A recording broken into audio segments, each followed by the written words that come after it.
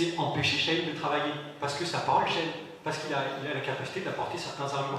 Pourquoi est-ce qu'on veut couper les fonds à l'Agence Palestine? Pourquoi est-ce qu'on veut couper les fonds et la capacité politique à la Jeune Garde? Parce qu'apparemment, ce sont des organisations qui, pendant la dernière période des mouvements sociaux, ont réussi à contredire et à contre-attaquer sur les argumentaires de l'État français contre le mouvement palestinien et contre le mouvement antifasciste. La répression, elle est là pour détruire le milieu militant, mais contrairement à ce qu'on pense, elle n'est pas là seulement pour le bloquer. Elle n'est plus là seulement pour bloquer, pour nous empêcher, pour garder un équilibre. À une époque, la répression, moi je l'ai vu comme ça, c'est une question que je me posais beaucoup à l'époque, il y a maintenant 15 ans, 20 ans, quand je militais. Alors nous à Lyon, sur l'antifascisme, on a eu beaucoup de procès, on a enchaîné beaucoup de procès pour des faits de violence contre les groupes et contre les écofascistes. Et en fait on se disait, c'est bizarre, il y a des fois, bon sang, mais tout le monde sait que c'est nous. Comment ça se fait qu'ils ne viennent pas nous arrêter et tout? Bah vraiment, des fois on se demande, qu'est-ce qu'ils attendent? Même nous, on le dit sur Internet, c'est nous. Parce que mine de rien, l'État, à un moment, il a besoin de garder en fait un équilibre. Il garde un équilibre entre les deux. Il va te réprimer quand ça lui servira de te réprimer. Et il va laisser faire quand ça lui servira dans son équilibre. Et nous, en fait, il faut qu'on arrive à construire nos luttes en n'ayant plus peur de la répression, mais en sortant de ce rôle d'équilibre qu'ils essayent de nous donner, et c'est ça qui est extrêmement difficile à trouver. Comment est-ce qu'on peut lutter contre la répression sans être dépendant de l'État? Et on l'a vu, hein, le jour où d'un coup, ils ont eu besoin de nous éliminer, alors là, ils ont sorti le dossier de dissolution, hein, c'est un dossier comme ça, et puis là, tous les trucs qu'on s'était dit, tiens, pourquoi est-ce qu'ils s'en foutaient jusqu'à maintenant? Il y a le détail, hein, il y a tout dedans, tout est rappelé, il n'y a pas un truc dont ils ne sont pas, même des trucs que nous on ne se souvenait pas, ils les ont ressortis. Et du coup, c'est ça, c'est la répression, elle est là pour handicaper nos capacités militantes, mais pas seulement par la violence, pas seulement physique. Il y a aussi un travail psychologique. Toucher, moi je prends l'exemple de Chahine, parce qu'il est là à côté, qui nous a bien expliqué ce qui s'est passé, lui, ce qu'il a vu depuis 2 ans. Toucher Chahine, ce n'est pas seulement toucher Chahine, c'est faire peur à tous les autres pigistes qu'il y a autour, c'est faire peur à tous les journalistes indépendants qu'il y a autour. Toucher Chahine, c'est aussi toucher ses profs, toucher la Jeune Garde, qu'on l'accepte ou non, hein, le débat il est là, qui a été un des fers de lance de la lutte antifasciste en France sur ces dernières années. Toucher la Jeune Garde, c'est de dire à tout le reste du milieu militant qui a commencé à s'intéresser à la lutte antifasciste, parce qu'à une époque, la CGT, les machins, ils avaient un peu abandonné, hein, cette lutte, il faut dire ce qu'il y a.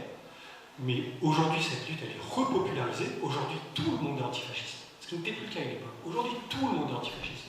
C'est faire peur à ce tout le monde. Éliminer la Jeune Garde, casser la pointe de la lance, c'est arrêter le bâton. Il y a un effet tac-tac là-dedans. Moi, à titre personnel aussi, je peux vous raconter.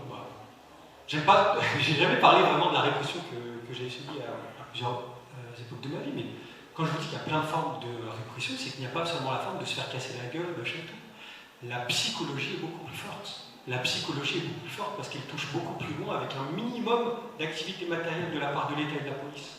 Là où ils doivent payer je ne sais pas combien de millions pour payer des hélicoptères, des machins et des armes, quand ils nous détruisent psychologiquement, c'est limite gratuit pour eux. Et en touchant une personne, ils arrivent à en toucher 10 derrière. Et ce qui est important pour nous de le voir, c'est que analyser et voir la nature de la répression, c'est notre seul moyen ensuite pour nous en sortir et pour savoir, plus on sait que le but de la répression c'est de faire ça, plus on pourra construire la volonté de dire alors je ne vais pas me laisser faire. Moi je vous donne l'exemple à l'époque des Voraces. Les Voraces de Lyon, c'était en 2010. Le groupe entier a été dissous, on a été interdit de territoire lyonnais, un certain nombre d'entre nous ont été privés de droits civiques pendant 5 ans. On a des camarades qui ont des enfants, ils ne pouvaient même plus reconnaître leurs enfants. Moi je suis parti vivre en Italie à ce moment-là, tout le monde a quitté Lyon de toute manière. Les procès, les machins, alors au niveau financier on était dépassés, heureusement qu'on a reçu de la solidarité de beaucoup de pôles militants, machin. Mais au-delà de tout ce qui était financier, au-delà du fait qu'on n'avait plus le droit d'être à Lyon, au-delà de tout ça, derrière c'était venu nous prendre un par un, moi par exemple, me donner rendez-vous. Du coup, c'est la première fois que j'en parle publiquement, j'en ai déjà parlé publiquement, mais par écrit, en tout cas en conférence. Parce que du coup, tout à l'heure, on a parlé de camarades, j'ai enfin rencontré des camarades qui disent qu'ils l'ont vraiment vécu eux aussi. On est venu me chercher, on m'a donné un rendez-vous au commissariat. Alors, moi à l'époque, je me faisais arrêter une fois par mois. J'étais sur 3 procès qui s'étalonnaient et qui n'avaient aucun d'eux n'avait encore abouti. Puis j'étais en mode, ouais, on dit que tout à Lyon, donc je fonçais, j'avais 19 ans. Donc c'est vrai, je ne sais pas des masses, j'avais pas construction de mon identité politique que j'ai aujourd'hui et de mes capacités militantes. Je vais au rendez-vous, je me suis habitué maintenant, il venait carrément pour me chercher, téléphoner, monsieur Sajdi, vous venez, je savais que j'allais en garder. Et là j'arrive, on me met dans un bureau, en fait il y a quelqu'un qui vient me voir, très gentil, très gentil, et qui commence à parler, voilà, vous savez que votre tête est mise à prix sur les réseaux sociaux d'extrême droite, regardez, machin, machine, et tout machin. Bon, qu'est-ce qu'il veut? Petit à petit, en fait, j'en viens à comprendre que ce gars-là, c'est pas un flic. C'est un agent du ministère de l'Intérieur. Et ce qu'il veut, c'est me faire peur pour me proposer derrière de travailler avec lui, de travailler avec eux. Chahine l'a eu. Et on en a discuté tout à l'heure, justement. Parce qu'on n'en parle pas assez dans le milieu militant, il y a une peur, il y a une honte de parler de ça du milieu militant, que tout de suite ça se retourne contre nous. Moi, à l'époque, j'avais écrit un texte public où j'en avais parlé. Et petit à petit, je me rends compte que, voyant à quel point je suis choqué, je me dis, bah, tu comprends, en fait, tu as 3 procès successifs là en ce moment. Continue d'avancer, mais quand même, ta tête est mise à prix. Alors, aujourd'hui, je m'en fous un peu complètement, surtout parce que j'étais un peu sgag à l'époque. Je me dis, ta tête elle est mise à prix, puis je prends des bracelets au sérieux. Les fachos qui mettent ma tête à prix en 2010, c'est pas les fachos de 2025. Je me dis, ils n'ont pas les mêmes capacités, il n'y avait pas le même soutien à l'intérieur de la police, il n'y avait pas le même soutien qu'il y a aujourd'hui. Et petit à petit, ça en vient, bah, tu sais que ta mère, elle arrive à la fin de sa carte de séjour et qu'elle doit être renouvelée aujourd'hui, enfin cette année, sa carte de séjour. Nous, on peut aider là-dessus aussi. Plusieurs biais, plusieurs pressions et tout machin. Alors, moi, j'en sors, je sors de ce rendez-vous. Je vomis, j'étais choqué, je vomis, je ne m'attendais pas à ça. Je m'attendais à aller tranquillement en garde à vue, je me retrouve avec un truc comme ça. Et du coup, j'en parle aux militants qui sont autour de moi, qui ont des répressions à Lyon et tout, et qui me disent, ah là là, génial, écoute, tu sais ce qu'on va faire? On va faire une contre-infiltration, parce qu'ils veulent nous infiltrer. Mais quelle idée à la con, ces gens-là, et j'ai mis du temps à le comprendre. Ça fait 100 ans, 100 années d'exercice, de professionnalisme, de formation militante, de transmission là-dessus. Ça fait 100 ans qu'ils jouent avec des jeunes comme moi. Ça fait 100 ans. Même quand tu n'as pas envie de dire quelque chose, ils arrivent à te le faire dire. Même quand tu veux cacher quelque chose, ils arrivent à le deviner. Même quand tu n'as pas envie de faire quelque chose, tu as l'impression qu'ils vont t'y entraîner. Ça a duré 2 mois. Ça a duré 2 mois. Du coup, ils m'ont dit, bah, tu les revois pour voir et tout. Moi, il y avait ce flic par rapport à ma mère et tout machin, je les ai revus 2 fois. Puis là, j'ai fait, stop, j'ai même pas fini mon procès. De toute façon, j'ai quitté Lyon et je me suis dit, le seul moyen de me défendre, et à l'époque, il est là le problème, parce qu'il faut qu'on parle de répression, il faut aussi qu'on parle de comment on répond à la répression. Je me suis dit, le seul moyen pour moi de m'en sortir, c'est de me barrer de France, parce que j'ai compris que j'étais intéressant pour eux, parce que j'étais central à ce moment-là à Lyon. J'étais central inter-orga, beaucoup de gens s'adressaient à moi à droite à gauche. Des fois, des gens ils font des actions, ça n'a rien à voir avec moi, mais les gens ils venaient me les raconter. En fait, j'étais trop intéressant à ce niveau-là en tant que profil. Et en fait, il ne faut plus être intéressant en tant que profil. Je me suis dit, je vais me barrer, comme ça personne ne peut rien me raconter. Je ne suis pas ici, je suis au courant de rien et tout. Je suis allé prendre garde en Italie. Je suis revenu et j'ai eu beaucoup de temps derrière à conscientiser ça, mais en réalité, c'est qu'on n'a pas eu la force de résister collectivement à cette répression. Alors collectivement, déjà, ils m'ont mis dans la merde, parce qu'ils m'ont dit, ouais, super, ça va être chouette, on va aller faire de la contre-infiltration, qui est la plus mauvaise idée. Moi, si j'ai un conseil à vous donner aujourd'hui, si un jour ça vous arrive, dites-le tout de suite publiquement, parce que ça vous disqualifie. Dès que vous le dites publiquement, vous êtes plus intéressant comme profil. Donc ça vous disqualifie, ça vous met à l'abri. Mais c'est de dire que, en fait, la vérité, c'est que ce qui m'aurait protégé moi, c'est que collectivement, en fait, on me prenne en charge, on me mette à l'abri. C'est ce qui n'a pas été fait. Pendant 2 ans, j'ai plus osé foutre les pieds dans une manifestation. J'avais peur d'y aller. J'avais peur d'y aller parce que j'allais les réintéresser. J'avais peur d'y aller parce qu'ils allaient me rappeler. Je n'osais plus répondre au téléphone. Pendant 3 ans, pendant des années, quand mon téléphone sonnait, je sursautais, j'avais un poids dans mon cœur parce que j'avais peur que ce soit encore eux qui essaient de s'intéresser à moi. Alors, autant vous dire que quand il y a un numéro inconnu, je balançais mon téléphone à l'autre bout de la pièce. Hein. Vraiment, un numéro inconnu s'affiche, je balançais le téléphone le plus loin possible. Du coup, même Chahine et tout, pourra vous en parler, tout ça. Il y a ce travail qui est fait dans la répression. Il y a le travail d'infiltration. Il y a le travail de détruire psychologiquement. Et c'est des camarades, en fait, suisses, qui à l'époque étaient venus m'aider à payer mes procès et tout, qui en ont profité pour me ramener une brochure, qui sont beaucoup plus avancés, les camarades en Suisse, sur tout ce qui est accompagnement, machin et tout. Ils m'ont ramené une brochure, ils m'ont dit, mais écoute, lis ça. Et j'ai lu cette brochure, et cette brochure, chacun vous la donnez aussi justement que celle que j'ai lue, explique à quel point, en fait, la répression n'a que pour but de m'empêcher de militer, de me détruire psychologiquement et de détruire mes proches psychologiquement.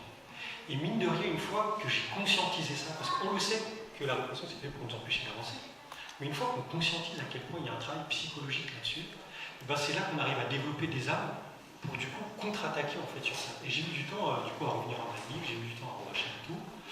Puis bon, après il y a encore d'autres formes de répression. Il y a l'État du coup maintient une forme de répression sur moi aujourd'hui. Alors il n'y a pas que ces procès, il y a ensuite eu encore les procès au moment des Gilets jaunes, puis les procès avec la jeune garde, puis aussi le fait est que le fichage que j'ai par rapport à mon intervention en Syrie, du coup encore une fois parce qu'en tant que corps extérieur, puisque ce n'est pas ni en paramilitaire ni à la France, ni dans l'armée française, c'était un choix extérieur et tout. Moi voilà, c'est pas, ça m'a appris mine de rien pendant longtemps, à chaque fois que je faisais un bond en avant, à chaque fois que je voulais recréer quelque chose politiquement, à me prendre une tarte dans la gueule, puis retourne à ta place, puis j'essayais de revenir, et à chaque fois on me ressortait quelque chose. Et c'est pas seulement la répression policière ou quoi. La répression, elle vient aussi de l'intérieur. Moi, ils m'ont dit, si tu parles, si tu fais des conférences pour parler de tout ça, t'expliques tout ça, machin et tout, c'est de l'intérieur de ton propre milieu qu'on va te détruire. C'est là que j'ai eu des gens bizarrement inconnus qui sortent sur les réseaux, qui commencent à écrire des textes. Ouais, Chavac, ça serait un infiltré de la police, machin et tout. Tu sais pas ça vient d'où. Tu sais pas ça vient d'où, mais en turc, on a une phrase, on dit Tchamoulat, il s'écrase. D'ailleurs, lance de la boue, la trace, elle restera toujours. C'est un travail de l'intérieur aussi de répression, le travail psychologique. Il y a la répression dans la rue, il y a la répression dans les quartiers, il y a la répression des manifs, il y a la dissolution des organes, mais il y a le travail psychologique, il y a le travail intérieur de la répression. Toutes ces formes de répression qu'il faudrait qu'un jour on arrive vraiment à condenser, à faire une brochure, mais surtout ensuite à développer des outils de lutte. Comment est-ce que collectivement on protège les gens? Comment est-ce que collectivement après, on devrait pallier par exemple au fait qu'eux ils veulent empêcher Chahine de travailler en lui coupant les vivres. Eh bien on devrait en fait, les organisations, en tout cas qui ont le monde, c'est pas un appel individuel, moi je suis pas là pour le bénévolat, moi je soutiens pas le bénévolat, je suis un militant partisan. Donc pour moi c'est les organisations, associations, syndicats qui devraient prendre en charge justement, jusqu'à ce que Chahine ses fonds soient débloqués, l'aide matérielle nécessaire à ce que Chahine au contraire puisse continuer son travail militant, mais bon effectivement est-ce que c'est autorisé ou pas? Alors évidemment comme il a dit, il n'a pas le droit de parler de certains sujets et tout machin. Mais pour moi, le seul moyen de lutter contre la répression, c'est de pallier en fait au manque, de ne pas laisser individuellement, de ne pas laisser la jeune garde seule, de ne pas laisser l'urgence Palestine seule. Comment on peut faire urgence Palestine, la jeune garde? Pourquoi est-ce qu'il nous dissout? Pour nous empêcher de nous réunir, pour nous empêcher de communiquer, parce qu'on a construit un réseau de soutien, un réseau de solidarité pratique autour de nous. Écoutez, c'est pas comme il y a 10 ans, on est en 2025. Supprime l'urgence Palestine, n'ayez pas peur. Demain, il y aura encore des manifs pour la Palestine. Et les militantes et militants d'urgence Palestine et les sympathisants seront encore là. La jeune garde, on supprime la jeune garde. N'ayez pas peur, c'est pas ça qui va arrêter le mouvement antifasciste. La jeune garde était une des représentations du mouvement antifasciste. Si on supprime la jeune garde, c'est pas grave. Il faut recréer autre, ou il faut exporter ces pratiques dans les organisations. Comment ça peut être fait? En accueillant les militants des organisations dissoutes à l'intérieur des différentes assos, en les aidant matériellement, en leur payant les tracts, en leur payant les affiches et tout, en soutenant aussi quand on sait qu'ils sont visés, en les soutenant, en allant participer au collège, on colle leurs affiches, leurs machins. Ça peut être des formes à discuter, voilà, de solidarité avec les organisations qui sont dissoutes, par exemple. Et je tiens à rappeler une chose, nos mouvements à nous, c'est pas les mouvements d'extrême droite, parce qu'il y en a qui disent ouais, mais ça dissout l'extrême droite, ça dissout l'extrême gauche et tout. L'extrême droite, la lutte et la nature de l'organisation et de la mobilisation de l'extrême droite, c'est pas la nôtre. L'extrême droite mobilise sur des sujets, sur une pensée métaphysique, pas matérielle. C'est pas sur des questions sociales, c'est pas sur des questions économiques qui vont rapprocher leurs militantes et militants. Ils ont un réseau sympathisant. L'extrême droite, eux, quand ils sont dissous, ils perdent réellement leur capacité à se réunir, à discuter, parce que le problème, pourquoi est-ce que l'État dissout des organes? Parce que ce qui fait avancer le travail militant, c'est quand on a la capacité de se réunir, de réfléchir ensemble, de partager nos réflexions, de prendre des décisions, d'élaborer des stratégies et donc d'avancer en termes militants et de mener des campagnes. La dissolution, c'est pour empêcher les organisations de faire ça. Mais nous, nos mouvements à nous sont basés sur des mouvements qui sont populaires. Le mouvement palestinien est un mouvement populaire. N'ayez pas peur de la dissolution. Pareil pour le mouvement antifasciste, aujourd'hui c'est un mouvement populaire. N'ayez pas peur de la dissolution. Reconstruisons derrière. Et alors, en fait, on a j'ai beaucoup parlé, apparemment on a largement dépassé notre temps. Ouais, je finisse un peu sur un. plein de papiers. Dans tous les cas, il va y avoir une séance de questions-réponses, donc vous pouvez poser toutes vos questions. Après quoi, on fera une toute petite pause avant de passer aux invités suivants. Mais je vous laisse 2 minutes chacun. Moi, je vais être très rapide. Franchement, je vais être très très rapide. Je vais essayer de faire court. Il y a 2 choses que je vais évoquer. Tout d'abord, la répression. Pourquoi elle fonctionne. Je vais vous expliquer pourquoi elle fonctionne. Donc, je vais encore prendre mon cas personnel pour que vous compreniez. Et ensuite, comment faire pour faire face à cette répression et faire en sorte qu'elle ne fonctionne plus. Alors, pourquoi elle fonctionne? Tout simplement, je vais dire très simplement, avec ce que je vous ai expliqué tout à l'heure, ça vous fait peur. Perquisition, traumatisme des enfants, gel des comptes, c'est comme si j'étais un fantôme, là, ils veulent plus que je vive.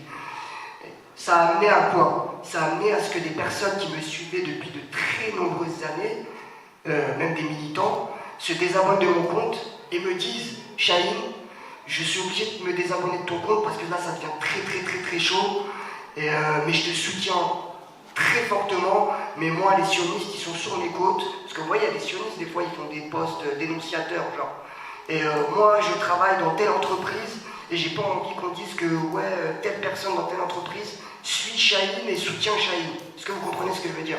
Du coup eux ils font des signalements sur X Twitter en disant telle personne qui travaille dans telle entreprise soutient Chahine par exemple. C'est un exemple concret que je vous donne là. Et du coup des personnes comme ça qui sont des amis, hein, même ils me disent j'ai pas envie d'avoir de problème avec mon taf, du coup je me désabonne, je peux pas partager mais je te soutiens, si tu as besoin de quoi que ce soit, n'hésite pas, tu m'appelles, etc. Tout, mais ça devient chaud et en fait comme j'ai été sali, bah, du coup judiciairement, dans les médias, etc., incitation au terrorisme, tout le tralala, ils n'ont pas envie d'être, si vous voulez, affiliés à moi, en quelque sorte. Et en fait, pour pas avoir de problème vis-à-vis de leur travail, vis-à-vis de leur vie en général, et donc ils se dissocient en quelque sorte. C'est de la lâcheté, d'accord? C'est de la lâcheté, je m'en fous, j'en fais pas tout le temps tralala, mais c'est une forme de lâcheté. J'ai eu aussi l'exemple avec une association, je ne vais pas la citer, on va pas faire de débat sur ce sujet-là, mais pareil, c'est trop lourd. En fait, si vous voulez, mon cas à moi, comme par exemple avec d'autres personnes qui ont subi une répression féroce, avec un gel des comptes, etc. Il y a des associations limite qui ne veulent même, ils me soutiennent en off, ça veut dire on se parle en off, mais ils ont peur d'afficher un soutien public et de se faire démonter derrière. Vous comprenez? Donc ça veut dire que la répression fonctionne. Quand on cible une personne, on essaie de le détruire en le montrant comme un individu dangereux, parce que moi je suis qualifié d'individu dangereux. Dans le gel de mes comptes, la dernière, je vous ai dit que la première ligne c'était quoi? La dernière ligne c'est Chahine doit être considéré par l'État et la justice comme incitant au terrorisme. J'incite au terrorisme. C'est lunaire, hein. Donc je suis vraiment considéré comme un individu extrêmement dangereux pour eux. Hein. Journaliste, hein. Je suis journaliste et je n'ai jamais touché une arme de ma vie. Du journaliste, ma seule arme c'est mon téléphone, c'est poster des articles. Je suis considéré comme j'incite au terrorisme. Et si vous voulez, ça veut dire que concrètement, même quand je me fais arrêter par la police, contrôle de police, systématiquement on me ramène au poste. Peut-être pas tout le temps, mais 95% du temps, c'est tellement le dossier est lourd, ils nous ramènent au poste pour être sûr que, genre, moi, je sois. Est-ce que c'est normal qu'ils soient en liberté? Il n'y a même pas 2 semaines, j'étais avec mon fils, on se baladait, on allait à Auchan, à côté de chez moi, il nous dit contrôle de police, la BAC, il regarde le dossier, et le flic il regarde son collègue comme ça, il dit il a 4 fiches. 4 fiches. Il me dit, bah, il faut ramener au poste. Donc, ils m'ont ramené au poste avec mon fils. Juste pour vérifier si c'était bien.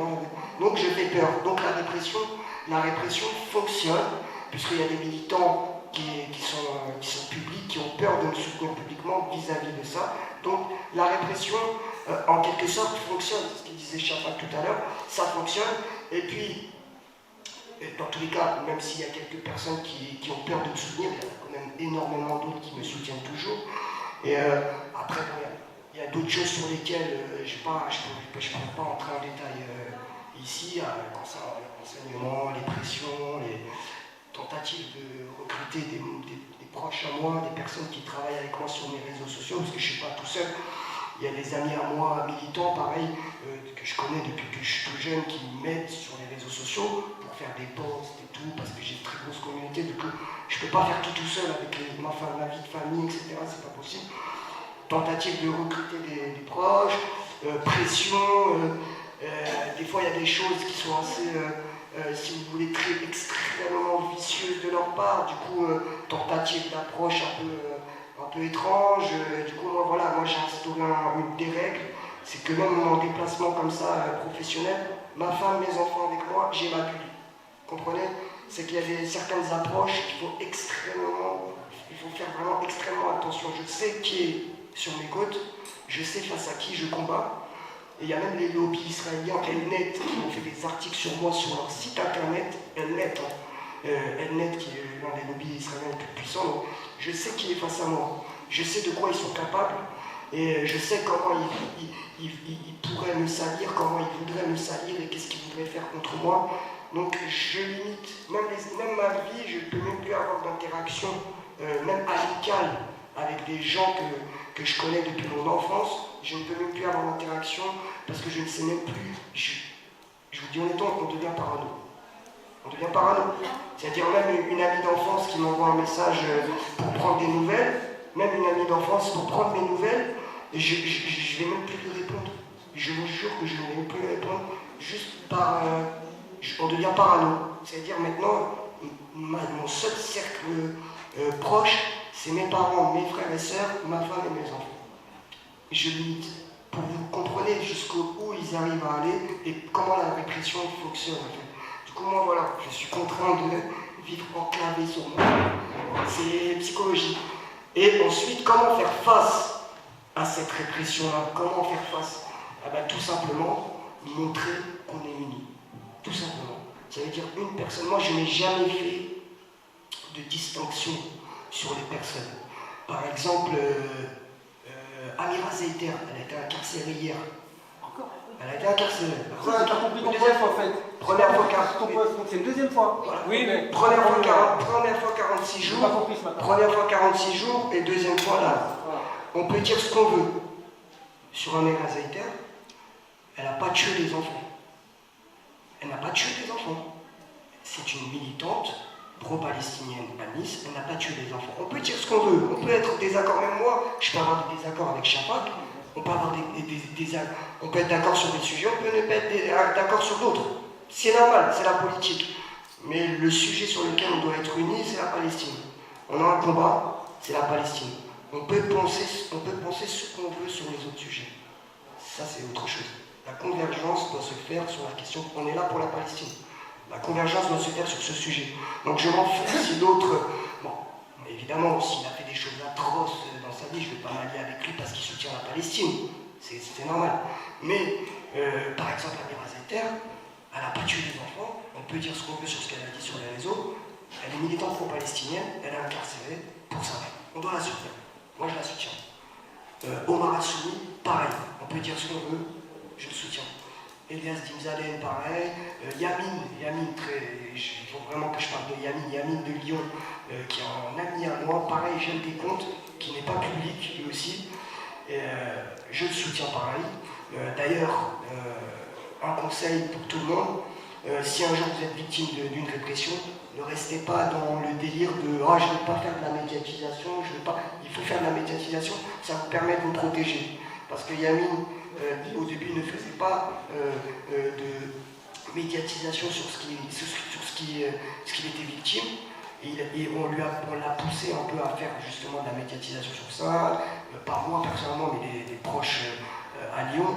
Du coup, il a été médiatisé. Yamin, c'est celui qui tenait le canal Instagram Nouvelles de Palestine, qui a été fermé. C'est un canal très suivi sur le Telegram. Pareil, perquisition, jugement sur jugement, jette des comptes. Donc, face à la répression, toujours rester unis, montrer qu'on forme un front.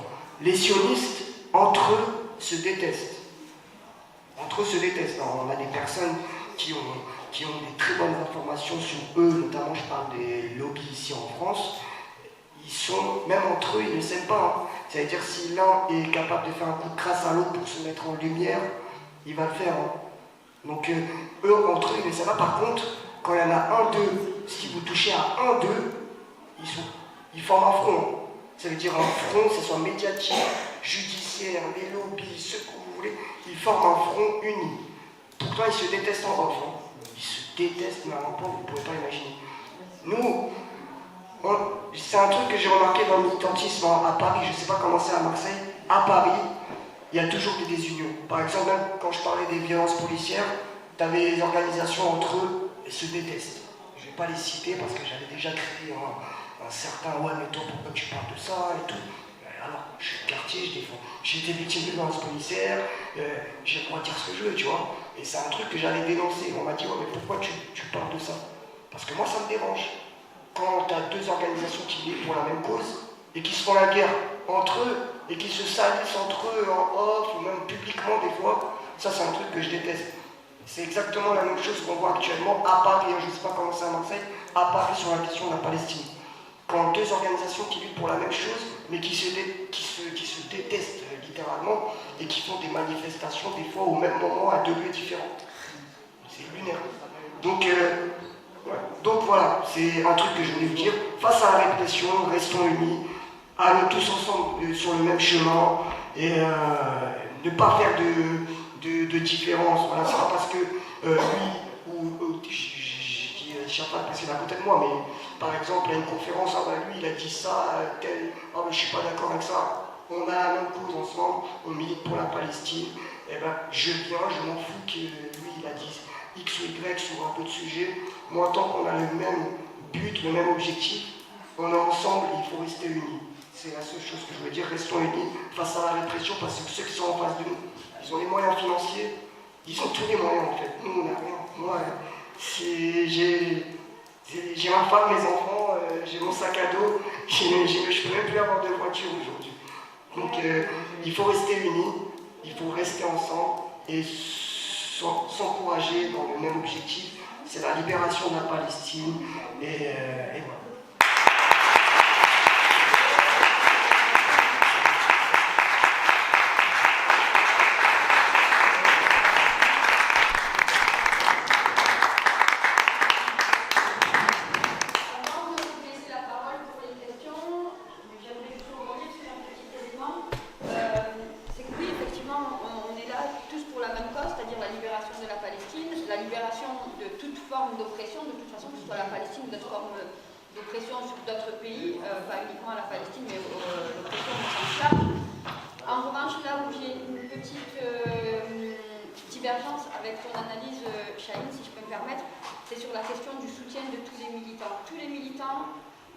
Il y a différentes formes d'action, différentes formes de mobilisation, différentes formes aujourd'hui d'agir sur la question du soutien au peuple palestinien et on respecte toutes les formes.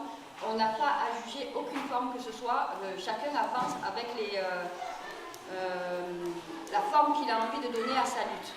En revanche, quand on donne du crédit, comme on dit, on est déjà décrédibilisé par le fait que ceux qui militent aujourd'hui pour le mouvement pro-palestinien, ce ne sont pas des Français, ce ne sont pas une partie de la communauté juive ou une partie de la communauté israélienne, c'est des musulmans dits d'apparence ou des maghrébins. On est déjà décrédibilisé par ça parce qu'on essaie justement de donner une image au mouvement pro-palestinien qui est très limite. Si en plus, nous, à l'intérieur, on a des personnes qui s'amusent à tweeter des tweets à la limite de l'antisémitisme et qui font perdre du temps au mouvement pro-palestinien et qui donnent du crédit à nos adversaires, ça pose un problème. Oui, soutien inconditionnel, bien évidemment, à tous ceux qui veulent faire avancer la cause palestinienne, mais je pense qu'on ne doit pas non plus se tirer une balle dans le pied et qu'on a largement de quoi éviter certains comportements qui parfois nous font perdre du temps. Voilà.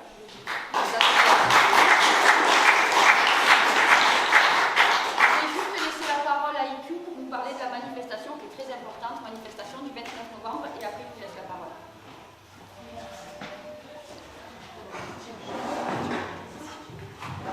Bonjour, je suis très contente que ça ait été beaucoup évoqué le thème de la peur aujourd'hui, parce qu'on est tous dans ce sentiment, j'ai l'impression. Donc nous, on fait partie d'un collectif de personnes qui s'est réuni après avoir été le 2 octobre à Eurolinks. et on s'est réunis pour voir qu'est-ce qu'on pouvait faire, comment on pouvait donner suite à cette répression et comment elle pouvait nous rendre plus forts au lieu de nous affaiblir. Et finalement, on s'est rendu compte, un peu à l'unanimité du petit groupe qui s'est formé, que pour nous, la seule solution, c'était d'y retourner. Et c'est pour ça que je suis venue, pour vous inviter à revenir à Eurolinks le 29 novembre. Merci. Du coup, je vais vous lire notre appel, qu'on a écrit collectivement, donc comme ça, c'est pas juste mes mots. Donc, Eurolinks, on revient en force. Appel à une manifestation massive contre Eurolinks le 29 novembre. Le 29 novembre 1947, les puissances impérialistes ont découpé la Palestine, puis ont fait de cette date une journée internationale de solidarité avec le peuple palestinien. Ni hier, ni aujourd'hui, nous ne sommes dupes de la prétendue solidarité des puissances impérialistes, qui n'ont jamais arrêté de soutenir un régime sioniste, colon et génocidaire. Elles ont préféré criminaliser les mouvements de solidarité internationale et populaire. À Marseille, l'entreprise Eurolinks continue d'envoyer des maillons de munitions à Israël en complicité avec le génocide, ce que les autorités françaises tolèrent. Après 2 blocages de l'entreprise en septembre, 123 personnes ont été arrêtées en se rendant à Eurolinks pour manifester le 2 octobre. Revenons en force sur les lieux qui dérangent, continuons à dénoncer leur complicité. Le 29 novembre, pour la Palestine libre de la mer au Jourdain, opposons une solidarité internationaliste face à la montée de la répression. Rendez-vous samedi 29 novembre à 13h au métro La Rose.